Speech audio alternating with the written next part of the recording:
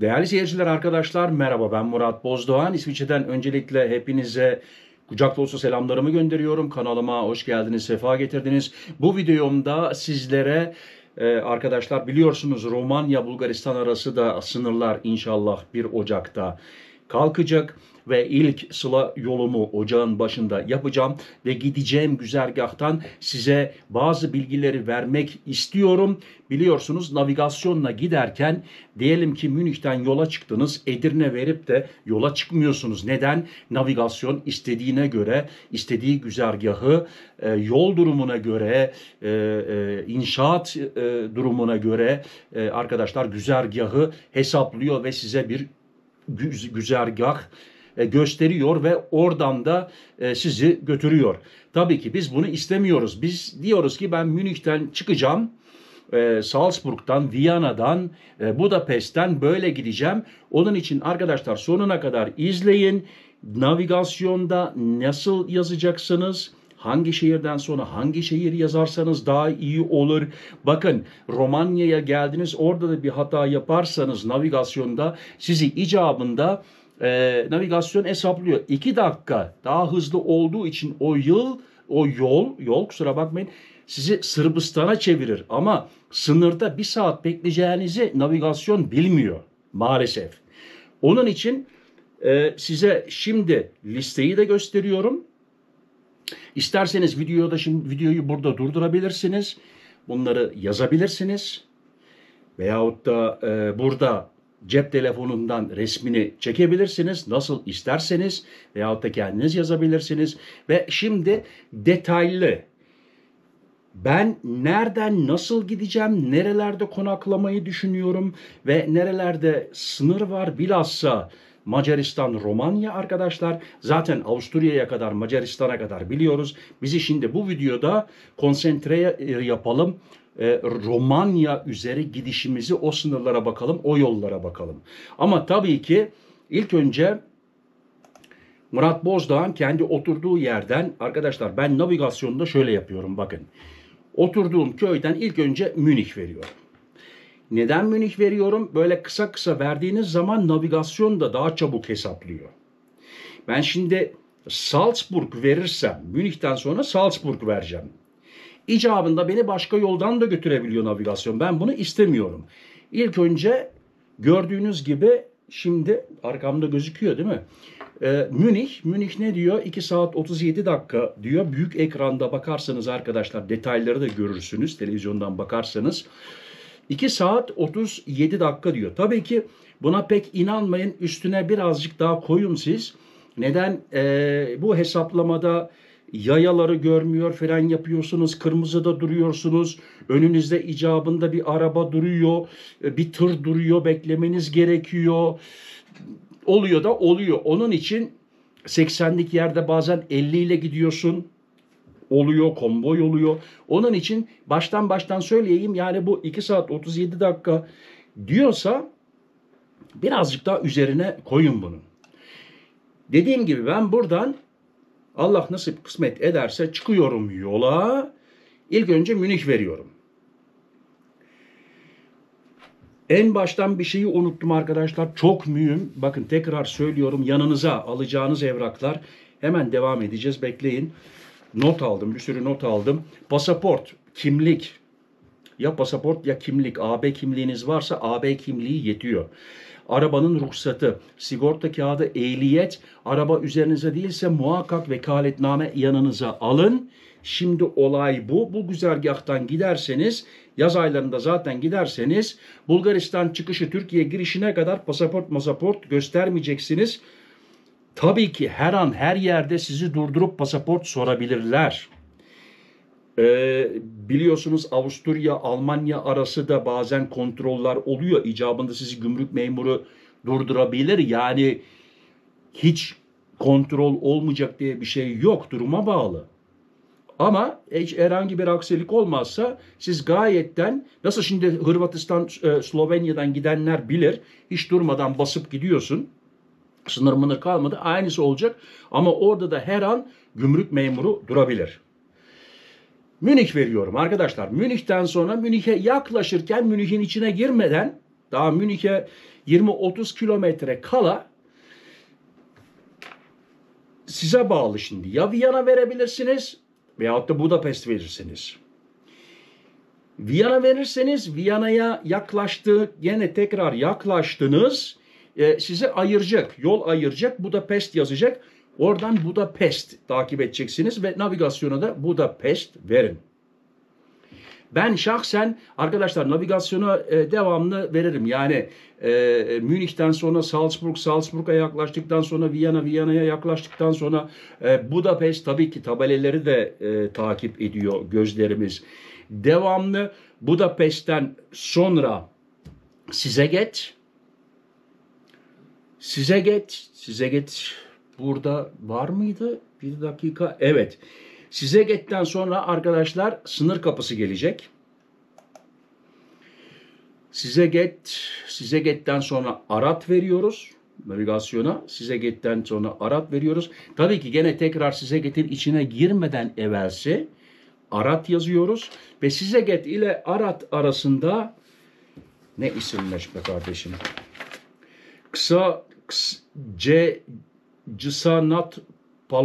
Csanat Palota sınır kapısı gelecek ve buradan Romanya'ya giriş yapıyorsunuz.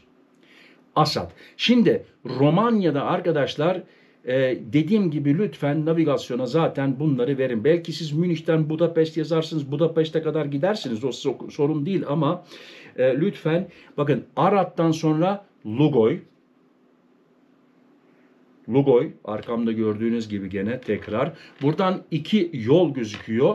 Bu koyu mavi olan hızlı yol arkadaşlar. Schnellstraße. Yani 2 gidiş 2 geliş. İnşallah Romanya ileride daha da fazla otoban olacak. Lugoy'dan sonra TR Severin'den sonra Kalafat. Ben burada Lugoy'dan sonra Kalafat verdim ama arasında Drobeta Turnu Severin de var. Böyle verin. Kalafat'ta tekrar sınır kapısı gelecek. Bulgaristan'a gireceksiniz ve bunu konuşuyoruz. Haftalardan beri bunu konuşuyoruz. Orada sınır kalmayacak. Şimdi arkamızdan konuşanlar olmuş. Bazı arkadaşlar video yapmış. Orhan Yılmaz arkadaşım, çok sevdiğim arkadaşım bana birisinin videosunu gönderdi. Bak Murat dedi, bu senden galiba dedi seni söylüyor dedi. Arkadaşlar kim ne derse desin, ben yalnız geçen sefer videomda geri zekalıdır dedim. Yanlış anlaşılmasın, Orhan Yılmaz için demedim. Orhan Yılmaz'ı kendim çok severim. Çok takdir ettiğim bir insan. Beraber hatta Türkiye'ye geldiğimiz de oldu. O kadar yakın tanıyoruz kendimize. Buradan da kendisine kucak dolusu selamlar gönderiyorum. Ama tabii ki bizim de arkamızdan maalesef sevdiğimiz var, yani sevenimiz var, düşmanımız var. Maalesef böyle oluyormuş, öyle olsun. Kalafat'tan sonra şimdi arkadaşlar burada çok mühim, bakın Kalafat'tan sonra Vidin. Ben burada 2 türlü Vidin yazdım. Double V yazdım mı doğru çıktı bana. Öbür türlü Vidin yazdığım zaman, V ile yazdığım zaman bambaşka bir Vidin çıktı. Double V ile Vidin ve Vidin'den sonra muhakkak Kalafat'tan sonra da Montana yazsanız yeterli. Ama dikkat edin, Kalafat'tan sonra Sofya yazarsanız, bakın burada bu püf noktası çok mühim. Kalafat'tan sonra Sofya yazarsanız dikkat edin, sizi navigasyon Sırbistan üzerinden yönlendirebilir. Biz oraya kadar gelmedik ki Sırbistan'a girmek için. Sırbistan'da işimiz ne? Biz sınırsız Türkiye'ye gitmek istiyoruz ya. Onun için arkadaşlar Kalafat'tan sonra Montana, Bulgaristan vereceksiniz. Montana, Bulgaristan'dan sonra şöyle şunu da değiştirelim. Montana. Buraları biraz dağlık yolludur. Gidenler bilir. Tırlara dikkat edin. Tırların arkasına fazla yaklaşmayın arkadaşlar. Taş atıyorlar. Tekerleklerden taş fırlıyor. Yani daha Türkiye'ye giderken başınız ağrımasın, sinirleriniz bozulmasın, izin yapmaya gidiyorsunuz. Ve arkamda gördüğüm gibi Montana'ya yaklaştıktan sonra, Montana'nın içine girmiyorsunuz. Montana'ya 5-10 kilometre kala gene tekrar öbür adresi veriyorsun. Sofya veriyorsun. Sofya'ya arkadaşlar 20-30 kilometre kaldı mı? Tabii ki Sofya'nın sentrumuna, şehir merkezine girmiyorsun. Edirne yazıyorsun ve seni Sofya'nın etrafından dolandırıyor ve ondan sonra Edirne'ye doğru navigasyon sizi yönlendiriyor. Bulgaristan'da da Sofya'ya giriş yollarında dikkat edilecek yerler var. Onu öbür videolarımda da andım. Türkiye'ye giderken burada dikkat edin dedim. Ama o Sırbistan'dan Bulgaristan'a Türkiye'ye giderken de o Sırbistan'dan geliyorduk. Şimdi Romanya'dan geleceğiz. Onun için Sofya'ya yaklaştığınız zaman şöyle bir 15-20 kilometre kala arkadaşlar navigasyona verin. Edirne'ye sizi Almanca ne deniyor? Umfahrung.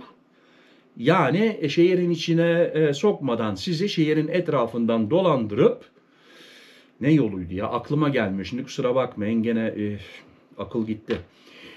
Sizi Sofya'dan ondan sonra arkadaşlar Edirne'ye doğru Edirne'den sonra da artık İstanbul'a giden var, Çanakkale'ye giden var, çeşitli yönlere gidenler var. Oradan da artık kendiniz bakacaksınız.